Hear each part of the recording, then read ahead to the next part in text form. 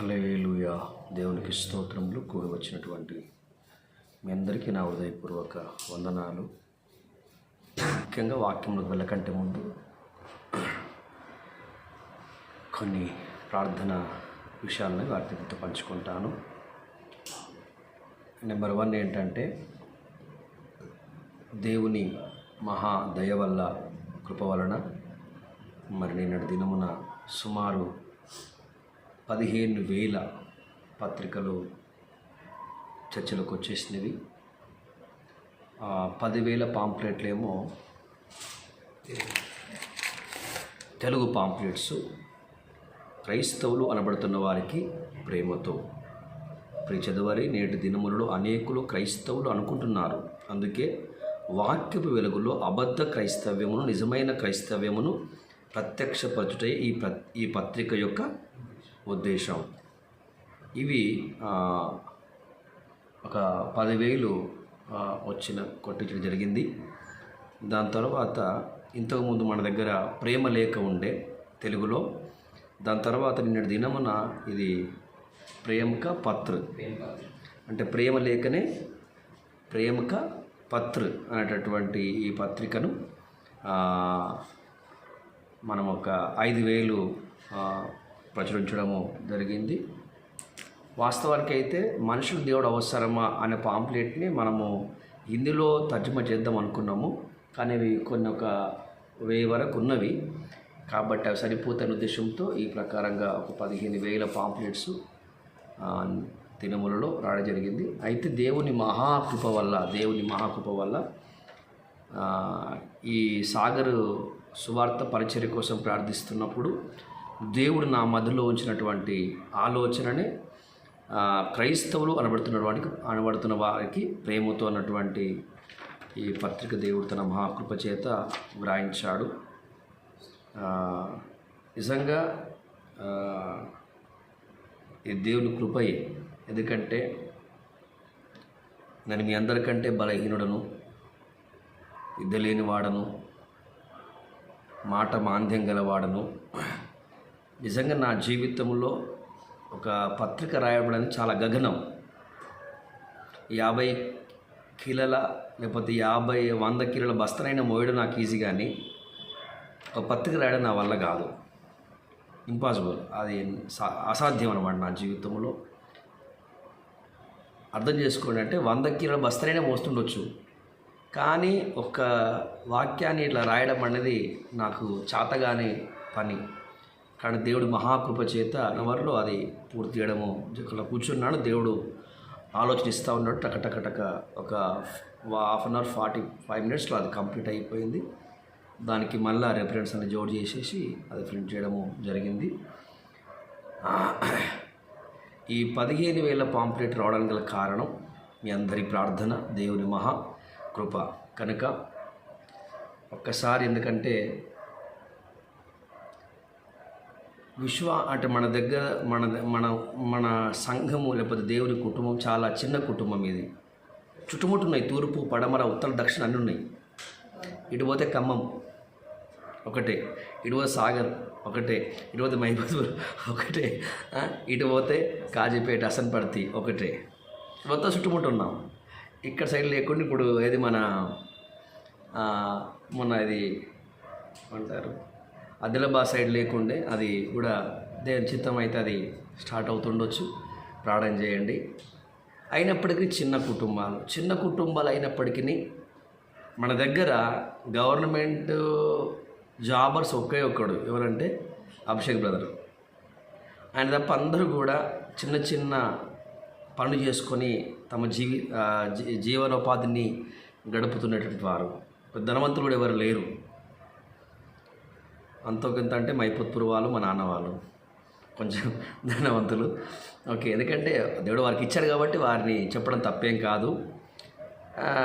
అయినప్పటికీ మరి ఇలా పరిచర్య సాగుతుంది అంటే మీకు తెలుసు, మనం ఎంత దూరం వెళ్ళినా ఏం చేసినా ఒకరి దగ్గర రూపాయి తీసుకొని రాం. ఎంత దూరం వెళ్ళినా మన పిట్టులో మనమే పోసుకొని పరిచర్య చేస్తూ ఉన్నాం. మనం ఇంకా అనేకులకు సహాయం చేసే విధంగా ఉన్నాం. దీనికి గల కారణం ఏంటంటే, మరి విశ్వాసులైనటువంటి మీకు దేవుడు మంచి హృదయాన్ని ఇచ్చాడు.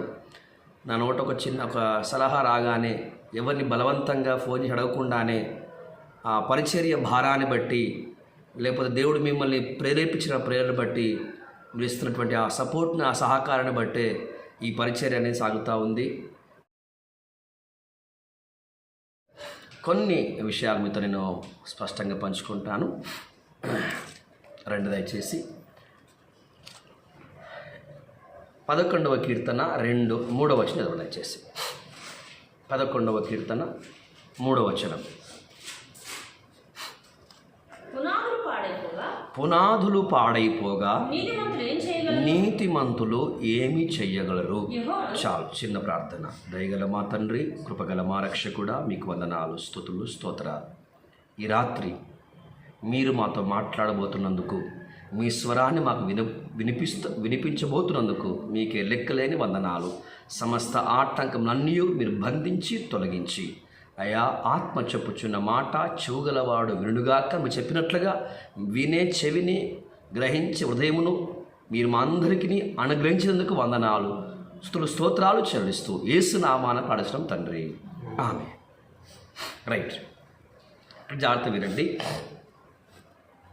పునాదులు పాడైపోగా నీతిమంతులు ఏమి చేయగలరు? ఇక్కడ 2 విషయాలు.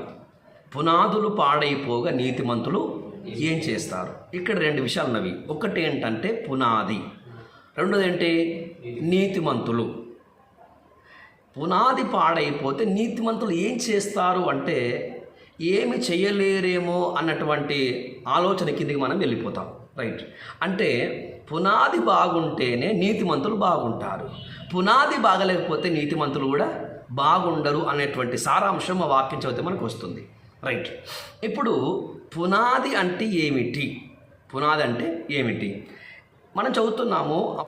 ఎఫెసీయులకు 2:20 అపోస్తలులు పౌలు అన్నారు, క్రీస్తేసే ముఖ్యమైన మూలరాయి ఉండగా అపోస్తలులు ప్రవక్తలు వేసిన పునాది మీద మీరేమవుతున్నారు?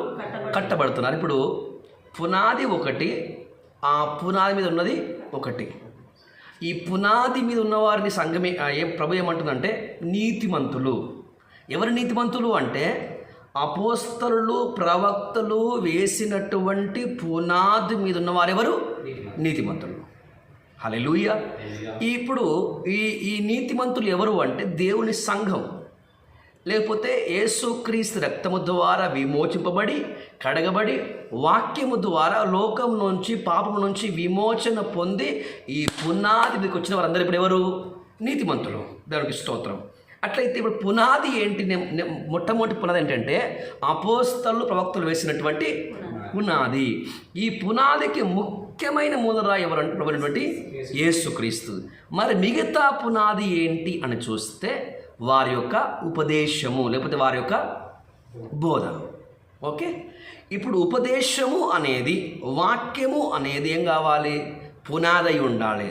దానికి ముఖ్యం ఎవరై ఉండాలి? ఏ వాక్యమైనా, ఏ ఉపదేశమైనా, ఏ సువార్త అయినా, ఏ ప్రార్థన అయినా ఎవరి నుంచి రావాలి? అది యేసు క్రీస్తు నుంచే అదంతా కూడా ఏం కావాలి? ఇప్పుడు నింపబడి ఉండవలను. దానికి స్తోత్రం. ఇది సరే, మంచిది. మరి ఇది పాడైపోతుందా అంటే యథార్థంగా చెప్పాలంటే ఈ పునాది ఎప్పటికీ ఏం కాదు? పాడు కాదు. ఎందుకంటే ఈ పునాది క్రీస్తు, ఈ పునాది ఉపదేశం, ఈ పునాది సువార్త. కాబట్టి ఇది చెడిపోని, చెదిరిపోని, పాడైపోని పునాదే నిజమైన పునాది. దేవునికి స్తోత్రం. కానీ కీర్తనకారుడు ఏమంటున్నాడు? పునాదులు పాడైపోతే నీతిమంతులు ఏం చేస్తారు అంటే, ఇంకా కొంచెం ఈ వాక్యాన్ని మనం లోతుగా చెప్పాలి అంటే, ఉదాహరణకు యేసుక్రీస్తు ప్రభుల వారు 3.5 సంవత్సరాలు 11 మందిని వెంటబెట్టుకొని పరిచయం చేశాడు. అంతకంటే ముందు 100 మంది ఉండి, ఆ తర్వాత 70 మంది అయ్యారు, ఆ 70 మంది తర్వాత 12 మంది అయ్యారు, ఆ తర్వాత ఎంతమంది అయ్యారు? 11 మంది అయ్యారు. రైట్. అయితే ఇంతమందిని యేసుక్రీస్తు 3.5 సంవత్సరాలు వెంటబెట్టుకుని చెప్పాడు. వారిని వెంటబెట్టుకొనే తిరిగారు, వారితోనే పడుకున్నాడు, వారితో కలిసి తిన్నాడు, వారితో కలిసి ప్రార్థించాడు, వారితో కలిసి పస్కా ఆచరించాడు, వారితో కలిసి విశ్రాంతి దినంలో పాలు పంపులు పొందినాడు, వాళ్ళతో కలిసి అద్భుతంలో సూచనలు ఇవన్నీ కూడా చేశారు. సో కాబట్టి ఇప్పుడు అపోస్తల ట్రైనింగ్ ఎంతకాలం అయ్యి అంటే 3.5 years, అంటే 3.5 సంవత్సరాలు. ఆ తర్వాత ప్రభు చనిపోయే లేకపోతే మరణించే ఆ గడియేసరికి ఇప్పుడు ఎంతమంది ఉన్నారా అంటే కేవలం యేసు వెంబడి 11 మంది ఉన్నారు. ఒక ఆయన ఆల్రెడీ ఏమైపోయారు, మరణించారు. ఎవరు? ఇస్కరియోతు యూదా. ఇప్పుడు మిగిలింది ఎంతమైంది అంటే 11 మంది. అంటే 100 మంది వెళ్ళిపోయారు, 70 మంది వెళ్ళిపోయారు, 12 మందిలో ఒకడు వెళ్ళిపోయాడు. ఇప్పుడు తిరిగి ఎంతమంది ఉన్నారా అంటే కేవలము 11 మంది మాత్రం ఉన్నారు. ఇప్పుడు ఈ 11 మంది ఎలా ఉన్నారు అని చూస్తే, యేసుక్రీస్తు మరణించినటువంటి ఆ సమయంలో ఆయనతో కూడా ఎవరు లేరు. ప్రార్థించే సమయంలో శిష్యులు ఉన్నారు, అద్భుతాలు చేసే సమయంలో శిష్యులు ఉన్నారు, తర్వాత ఆయా ప్రాంతాలకు వెళ్ళేటప్పుడు కూడా ఎవరున్నారు?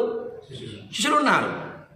కానీ ఎప్పుడైతే ఆ గెస్తపుడు తోటలో ఈయన బంధింపడ్డాడో అప్పుడు జకరియా గ్రంథములో వ్రాయబడిన ఆ లేఖన నెరవేర్పు జరిగిపోయింది. శిష్యులు ఏమన్నారు అంటే గొర్రెల కాపరి పట్టబడతాడు, అతని మీదకి కత్తి వస్తుంది, గొర్రెలు ఏమైపోతాయి?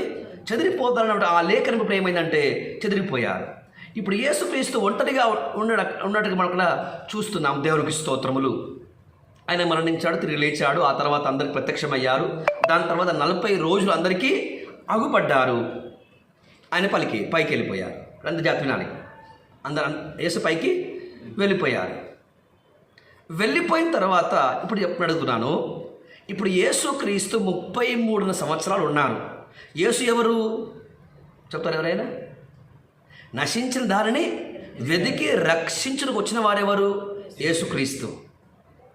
ఇదిగో నా కుమారుని మీకు ఎందుకు ఇస్తున్నాను, మీరెవరకు నశించిపోకుండా నిత్య జీవాన్ని పొందడానికి తండ్రి తన కుమారుని అనుగ్రహించాడు.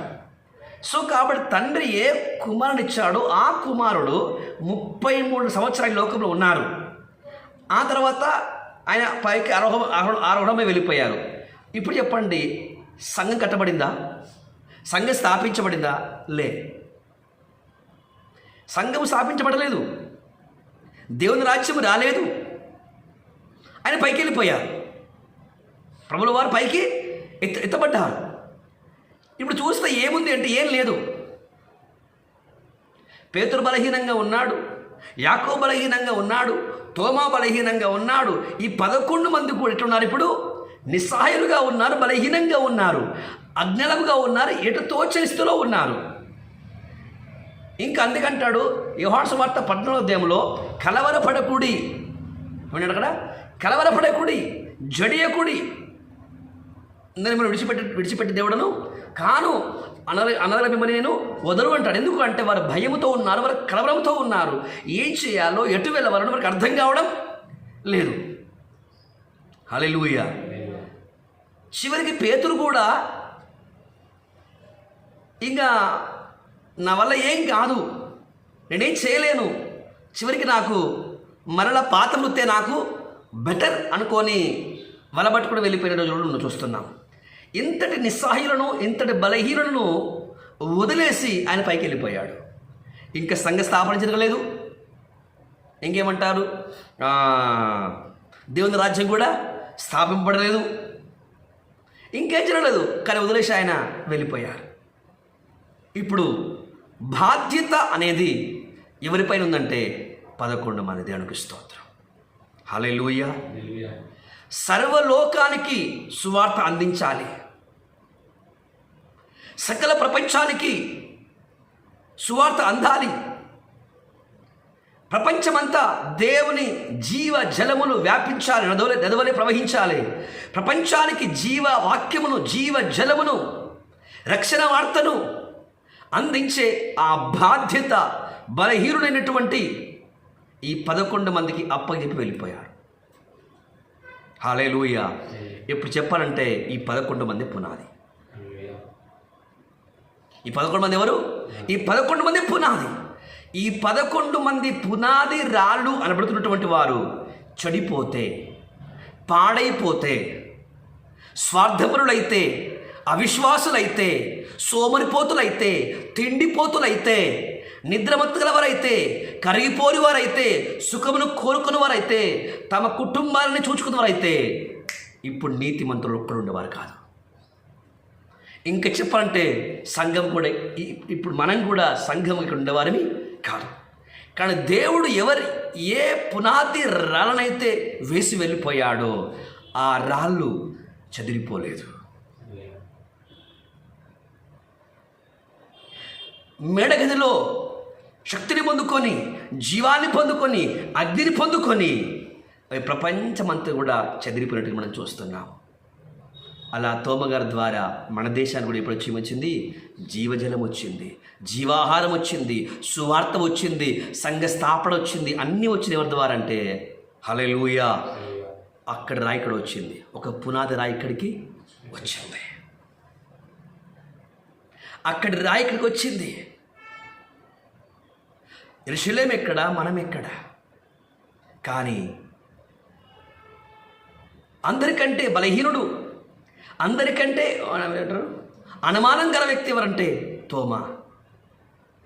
ఇంకా చెప్పాలంటే అన్నిటికంటే కూడా మూఢాచారములు, అన్నిటికంటే భయంకరమైనటువంటి విగ్రహారాధన, అన్నిటికంటే కూడా వ్యర్థమైన పనికి మన చెత్త ఉన్న ఆచారం దేశం ఏంటంటే మనదే. ఎందుకు? భర్త చచ్చిపోతే భార్యను ఏం చేయాలి? అగ్లో వేసేయాలి. సతీ సహా గమనం అంతే. దాని తర్వాత ఆడపిల్లలు చదువుకోవద్దు, ఆడపిల్లలకి ఏం చేయదు, చదువుకోవద్దు. రెండోది ఆడపిల్లలకి ఏం చేయవు, ఆడపిల్లలు చదువుకోవడం మాత్రం కాదు, ఆడపిల్లలకు బట్టలు కూడా ఉండొద్దు. ఆడపిల్లలు కేవలం ఇంటికి మాత్రమే పరిమితం. ఇలా చెప్పుకుంటూ పోతే చాలా విషయాలు ఉన్నవి. ఏ దేశంలోని కట్టుబాట్లు, మూఢనమ్మకాలు, ఆచారములు మన దేశంలో ఉన్నవి. అయినప్పటికీ ఒక అల్పుడు, ఒక బలహీనుడు, అప్పటి వరకు ఎవరు నేను చూచితే కానీ నమ్మను అని చెప్పినటువంటి తోమా గారు మన దేశానికి వచ్చాడు. దేవునికి స్తోత్రములు. అతను ఎన్ని రకాల ఇబ్బందులు, ఎన్ని రకాల శ్రమలు వర్ణింపలేవు.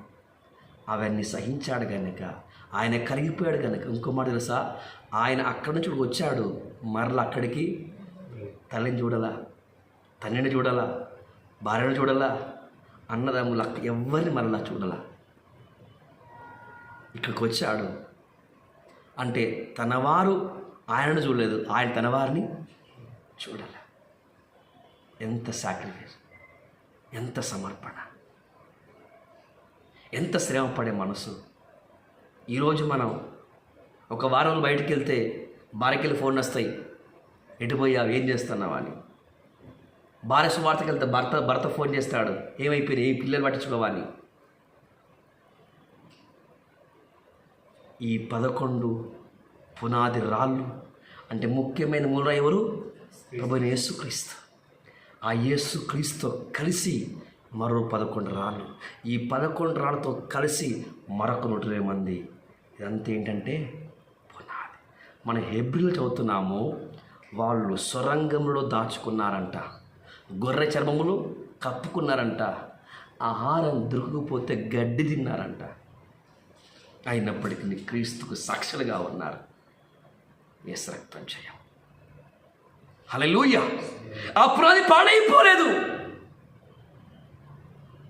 ఆ పునాది పాడైపోలేదు కనుక నేడు ఆ రోజు ఉన్నటువంటి ఆ సంఘం అంతా విస్తరించింది. స్టెఫెను చంపేశారు, యాకోబును చంపేశారు. నేను క్రైస్తవులు చెప్పుకుంటే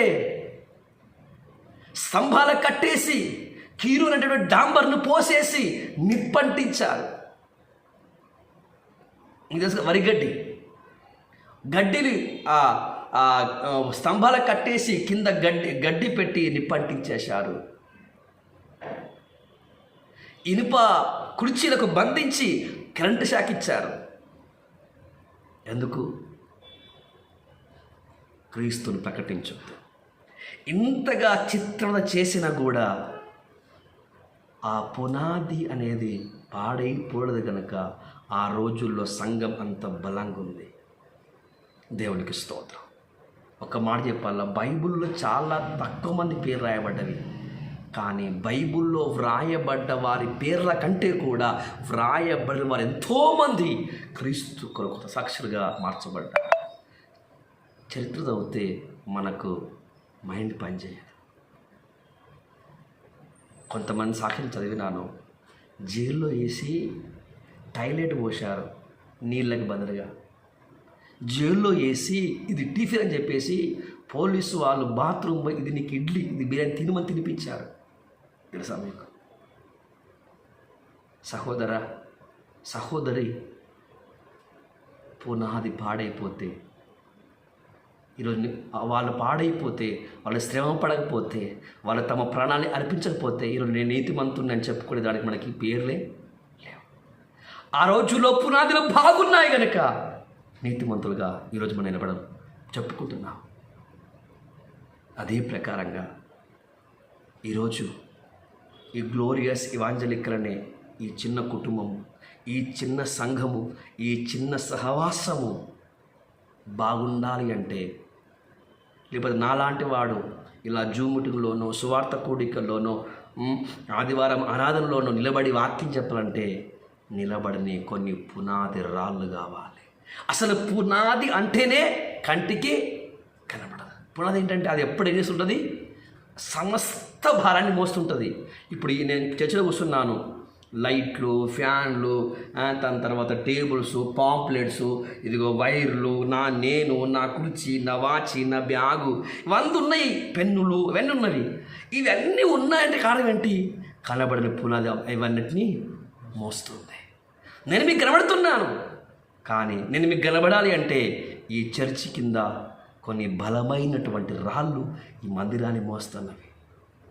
అదే ప్రకారంగా ఈ మహిమగల పరిచర్య ఇంకా మహిమగా మార్చబడాలంటే అసన్పర్తి నుంచి, మైపత్పూర్ నుంచి, సాగర్ నుంచి, హైదరాబాద్ నుంచి, ఇలా అనేక ప్రాంతాల నుంచి రహస్యంగా ఉపవాసం ఉండి కన్నీళ్ళు కార్చి ప్రార్థన చేసే కొన్ని పునాది రాళ్ళు కావాలి. హల్లెలూయా. కరిగిపోయే రాళ్ళు కావాలి. చిన్న బాధ్యత అప్పగించిన, ఏది ఆశించకుండా తన నమ్మకంగా చేయవారు కావాలి. హల్లెలూయా. కానీ ఈరోజు ఎందుకు మనం బలహీనమైపోతున్నామంటే, పునాదులు పాడైపోగా నీతిమంతులు ఏం చేయగలరు? అనగా కన్నీళ్లతో ఉపవాసముతో ప్రార్థన చేసేవారే ఈరోజు మంచం మీద పడుకుంటే అది పాడైపోయినట్టు కాదా? అసమయమందును సువార్త ప్రకటించువారే తమ యొక్క సొంత కార్యములు చూసుకుంటే పునాది పాడైపోయినట్టు కాదా? తాను సంపాదించినటువంటి ఆ ధనములో నుండి కొంత కూడా ప్రభువుకు ఇచ్చే మనసు లేకపోతే పునాది పాడైపోయినట్టు కాదా?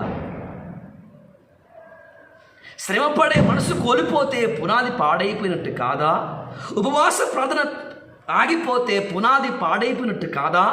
కన్నిటి ప్రార్థన ఆగిపోతే పునాది పాడైపోయినట్టు కాదా? సంఘ క్షేమ కొరకు, సంఘం యొక్క ఆశీర్వాదం కొరకు, నశించిపోతున్న ఆత్మల కొరకు ప్రభు దగ్గర కృపవలను పొందుకోవడం ఆపేస్తే పునాది పాడైపోయినట్టు కాదా? నేను ఆశపడుతున్నాను, మన సంఘములో, దేవుని సంఘంలో కొందరైనా ఎవరు కావాలంటే స్వస్థపరచు వరంగల వారు కావాలి. నాకు ఎవరంతా చాలా తక్కువ ఉంది. మీలో కొందరు ప్రార్థిస్తే ఏం కావాలి? రోగులు స్వస్థపరచబడాలి. కొందరు ప్రవచించేవారు కావాలి, కొందరు దర్శనాలు కను వారు కావాలి, కొంతమంది టీచర్స్ కావాలి అంటే వీరే పునాది రాళ్ళు. కానీ నీకు అప్పగించినటువంటి బాధ్యత నమ్మకం చేస్తున్నావా? హల్లెలూయా. ఇప్పుడు పునాది పాడైపోవడం అంటే నీలో ఉన్న విశ్వాసాన్ని కోల్పోతే పునాది పాడైనట్టే. నీవు కన్నీటి ప్రార్థన ఆగిపోతే పునాది పాడైపోయినట్టే. ఇప్పుడు ఏమి లేదంటే కింద పునాది ఏమి లేదు, పైకి మాత్రం నీతిమంతులు అనే పేరుంది. ఏం జరుగుతుందంటే ఈ నీతిమంతులు ఏం జరగడం? ఎందుకు ఏం జరగట్లేదంటే పునాది పాడైపోయింది. దేవుడికి ఇచ్చిన ఆలోచన అంటే మీరందరూ కూడా పునాది రాళ్ళ వల్లే అవ్వాల్సిందే. ఇది దేవునికి నాకు ఇచ్చిన ఆలోచన. ఆ రోజు 11 మంది, ఆ తర్వాత 120 మంది ఎట్లయితే ఆ మేడ గదిలో దేవుని ఆత్మతో దేవుని కృపతో నింపబడి ప్రపంచానికి జీవాహారము జీవజలము సువార్త అందడానికి ఎట్లయితే వారు పునాదిగా అయ్యారో, కొట్టినా తిట్టినా చంపినా ఆహారం లేకపోయినా నీళ్ళకు బదులుగా టాయిలెట్ వరకు ఇచ్చిన భోజనానికి బదులు వరకు మల విసర్జన ఇచ్చిన స్నానం చేయించకుండా బట్టలు లేకుండా చేసి దిగంబరంగా ఉంచిన ఆ పునాదురాలు బలంగా ఉన్నాయి గనక నేను నీతిమంతుణ్ణి అండ్ స్వార్థికుని, నేను పాస్టర్ అని చెప్పుకుంటున్నాను. ఎలా వచ్చింది ఈ భాగ్యము? పునాది గట్టిది గనక. ఈరోజు ఒక సంఘము, ఒక మినిస్ట్రీ అది బలంగా ముందు సాగాలంటే కనబడుతున్న వారిని బట్టి కాదు, కనబడని తల్లులు, చెల్లెళ్ళు, తమ్ములు బలంగా ఉండాలి. కానీ మనమే అంటే పునాది రాళ్ళలోనికే పునాది రాళ్ళే స్వార్థమైన అయితే, పునాది రాళ్ళే సుఖపడేటివైతే, పునాది రాళ్ళే ధనాపేక్ష అయితే, పునాది రాళ్ళే అపనమ్మకం అయితే, పునాది రాళ్ళే సుఖపడేటివైతే నీతిమంతులు ఏం చేస్తారు? ఏం చేయలేరు. అందుకే ప్రభు ఒక మాట చెప్పాడు, నాగటి మీద చెయ్యి వేచి వెనుక తిరిగినవాడు దేవుని రాజ్యములకు వారసుడు కాదు, వాడు శాపం రాస్తాడు. తల్లులారా, చెల్లెల్లారా, తమ్ముళ్ళారా, దేవుడు మనకు అప్పగించిన ఉపదేశం, ఈ సువార్త ఎక్కడ లేదు. ఎందుకు చెప్తున్నా ఇంత గట్టిగా అంటే, నేను పరిచర్యకు వచ్చి 23 సంవత్సరాలు, ఎటు చూసినా అలా నీతిమంతులు అనబడుతూ ఉన్నారు తప్ప కింద పునాది సరిగా లేదు. వాక్యం అనే పునాది వారిలో చక్కగా లేదు, బాప్టిజం అనే పునాది చక్కగా వారిలో లేదు, ప్రార్థనను పునాది సరిగ్గా వారిలో లేదు. కానీ దేవుడు అనేక విషయాలు మనకు నేర్పిస్తూ వస్తున్నాడు. ఈరోజు ఒక నూతన తీర్మానం తీసుకుంటావా? ప్రభువా, దేవుడు మాకిచ్చిన ఈ గ్లోరియస్ ఇవాంజలికల్ అనే ఈ కుటుంబంలో, ఈ మందిరంలో, ఈ మినిస్ట్రీస్లో నేను ఒక కనబడే వ్యక్తి కాదు. ఎట్లా ఉండాలి? కనబడని ఒక కుటుంబ భారాన్ని, ఒక సంఘ భారాన్ని మోసే ఒక పునాది రాయి, మీతో కలిసి అనేక నీతిమంతులను మోసే ఒక పునాది గణాన్ని సిద్ధపరిచయ్యా. ఎంతమంది అప్పగించుకుంటారు? పునాది రాయి కనబడదు, కానీ అక్కడ ఉంది. ఆయన సింహాసనం ఎక్కడుందంట? ఆకాశం అన్నది. ఆయన కన్నుల మనల్ని అనగా నువ్వు పునాది కనుక చుట్టుముట్టిన వారిని చూడకపోవచ్చు. నీ కన్నీళ్ళు, నీ బాధ, నువ్వు నిజంగా దేవుడికి ఎంత ఇస్తున్నావో అది ఇప్పుడు నేను చెప్పాను ఇందాక, పాంప్లెట్ల కోసము ఏమైంది 8,000 ఖర్చు అయింది. అంటే బయట వరకు చాలా చిన్న బడ్జెట్ అది, కానీ మనకు చాలా పెద్ద బడ్జెట్ అది. మొన్న ఒక బ్రదర్ అన్నాడు, ఏమన్నాడంటే, ఓ నీకేం కారు కొన్నావు అట్ట ఇటున్నాడు. కొంచెం బాధ అనిపించింది, కానీ ఒకటే మాట అన్నా, బ్రదర్, పాస్టర్ గారు, నా కారు కంటే కూడా నీవు వాడుతున్న సెల్ ఫోన్ ఖరీదు ఎక్కువ. నాకు కావాలి అనుకుంటున్నావు, కానీ నీకు సెల్ ఫోన్ ఎంత? 1,50,000 కొన్నిది, నాది ఎంత? 70,000 కారు. నీకు నాకేంటి బ్రదర్? నీవు వాడుతున్న సెల్ ఫోన్ కంటే నా కారు చాలా ఉంది అనుకుంటున్నావు. అనిపిస్తుంది. నేను ఏది కొన్నా ₹1 ఖర్చు పెడితే కూడా అది ప్రభు సేవకు ఉపయోగపడుతుంది అంటే నేను ఖర్చు పెడతాను. నేను కారు కొన్నాను, ఎంజాయ్మెంట్ కోసం కొన్నాను. దేవునిపిస్తుంది. కాబట్టి నేను చెప్పే విషయం ఏంటి అంటే, మనమందరము పునాది రాళ్ళుగా మార్చబడదుము గాక. ఆమె చెప్తారా? ఆమె చెప్పి మనసు ఉందా? మనం కనబడము. పెద్ద పెద్ద స్టేజీలపై మనం కనబడదు. మనకు చివరి శాల్వాలు కప్పడు, ఇవిడ మెడలు దండలు 7. ఇంకో మాట చెప్పమంటారు. పౌలు ఒక మాట అన్నాడు, నాకు ఇష్టమైన మాట అది. దేవుడు నన్ను లోకానికి పెంటగా ఉంచాడంట. ఆ మాట పౌలు చెప్తున్నా ఏమని, నేను లోకానికి ఎట్లున్నాను? పెంటగా, మురికిగా ఉన్నాను.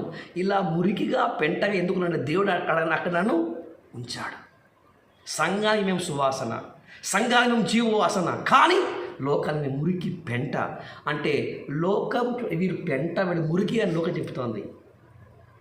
కాబట్టి దేవుని సంగమా, పునాదులు పాడైపోతే నీతిమంతులు ఏం చేయలేరు. పునాది ఎంత బలంగా ఉంటే నీతిమంతులు అంతగా బాగుంటారు. కాబట్టి నీ కుటుంబానికి, బ్రదర్, సిస్టర్, నీ కుటుంబానికి, ఈ సంఘానికి ముఖ్యమైన మూలరాయి యేసుక్రీస్తు అయితే ఆయన ఉపదేశము ద్వారా, ఆయన సువార్త ద్వారా, ఆయన కృప ద్వారా నింపబడిన నీవే మరొక రాయివే. నువ్వెంత బలంగా ఉంటే, ఎంత సమర్పణ కలిగి ఉంటే, ఎంత శ్రమపడే మనసు కలిగి ఉంటే, ఎంత బాధ్యత కలిగి ఉంటే సంఘము అనే నీతిమంతులు అంత బాగుంటారు. కాబట్టి ఒక్కసారి చెడిపోయిన పునాది వలె, రాయి వలె, పాడైపోయిన పునాది రాది వలె నా బతుకుండద్దయ్యా. ఒక పేతురు, ఒక పౌలు, ఒక తిమోతి, ఒక పేతురు, ఒక మత్తాయి, ఒక యోహాను, ఒక ఎపప్ర, ఇవందరి పునాదిరా కనబడిన వారు. ఇంకా చెప్పాలంటే అకుల్లా, ప్రిస్కిల్లా చిన్న వ్యాపారం చేస్తున్నారు, కానీ పౌలుకి ఎంత సహకారంగా ఉన్నారు. సంగమా, ఇవన్నీ ఏంటంటే పునాది రాళ్ళు. ఈరోజు ఆ రోజుల్లో ఆ సంఘానికి వాళ్ళు పునాది రాళ్ళు అయితే, మరి ఇప్పుడున్న సంఘానికి, ఇప్పుడున్న పరిచర్యకు నీవు కాదా? నీవే చెడిపోతే, నీవే పాడైపోతే, నీవే అవిశ్వాసమైతే, నీవే ధనాపేక్ష పరుణమైతే, నీవే అపనమ్మకస్తునివైతే, నీవే నిద్ర మత్తు గనవానివైతే, చెల్లి, తల్లి, ఈరోజు ఒక్కసారి నీ చేయిని ప్రభువు వైపు ఎత్తి, యేసయ్యా నిజమే దేవా, పునాది బాగుంటేనే నీతిమంతులు బాగుంటారు, పునాది బాగుంటేనే కుటుంబం బాగుంటుంది, పునాది బాగుంటేనే సంఘం పరిచయం బాగుంటుంది. కనుక దేవా, ఇదిగో నీతో కలిసి పునాదులో పెట్టబడినటువంటి అపోస్తలు, పౌలోక్తులు ఎట్లయితే ఉన్నారో, ఇప్పుడున్న పరిచర్య కాలంలో, ఇప్పుడు ఈ సంఘంలో దేవా, ఒక బలమైన, పరిశుద్ధమైన విశ్వాసముతో, కృపతో, అభిషేకం తినిపడినటువంటి అనేకుల నీతిమంతుల భారాన్ని మోసే కృప నాకు దయచేయి. నిలబెట్టు దేవా, ఈ మిగిలిన జీవితం నీకే అంకితం అని నీ జీవితాన్ని నీవే ప్రభుకు అప్పగించుకుంటావా? హల్లెలూయా. ఎంతమంది ప్రార్థిస్తున్నా.